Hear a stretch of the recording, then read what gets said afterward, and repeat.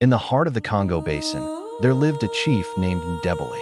He was a man of great power, but his greatest obsession was his own reflection.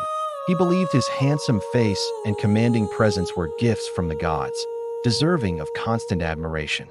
His warriors were strong, his village prosperous, but for Ndebele, true power lay in appearance.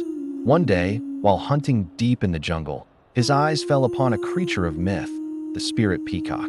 It shimmered with colors that seemed to drink the sunlight, its feathers a living rainbow. At the very center of its magnificent tail was a single plume, an iridescent marvel that pulsed with a light of its own.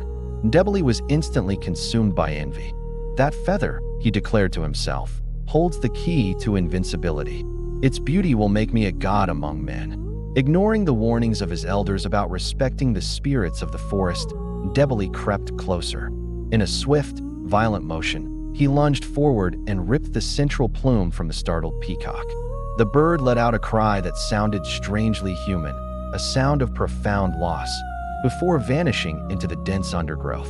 Triumphant, Ndebele fastened the shimmering feather to the crest of his war helmet. The very next day, he led his warriors into a battle that had been fiercely contested for months. This time, victory was swift and absolute. His enemies seemed mesmerized by the hypnotic light of the feather, their will to fight dissolving before his advance. Ndebele returned to his village a hero, convinced the feather's magic was his to command. He celebrated long into the night, admiring his reflection by firelight, the feather's glow making him look more glorious than ever. But when he awoke the next morning, something was wrong. A small, shimmering patch of turquoise, the exact shade of the feather, had appeared on his cheek. It was beautiful, but it wasn't his skin. He touched it and felt nothing. More strangely, when he tried to smile, he found the corner of his mouth wouldn't quite lift. He dismissed it as a trick of the light, a sign of the feather's power merging with his own.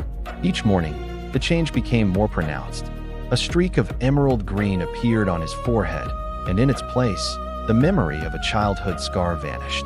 A swirl of deep violet covered his chin, and with it, his voice lost its booming authority, becoming a softer, flatter tone. The feather was painting him in its own image, and with every stroke of color it added, it erased a piece of the man he once was. His victories in battle continued, but his men began to look at him with confusion, then with fear.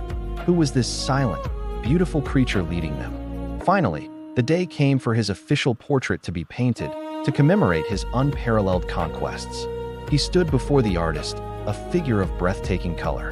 His skin was a perfect canvas of iridescent hues, shimmering from head to toe. But his face was a smooth, blank mask. There were no eyes, no nose, no mouth. Just an unnerving, beautiful emptiness. He had stolen the peacock's beauty, and in return, it had stolen his identity. Chief Ndebele was no longer a man, but a monument to his own vanity, a beautiful shell with nothing inside. Thank you for watching. If this story resonated with you, consider subscribing for more tales from around the world that explore the depths of human nature. See you next time.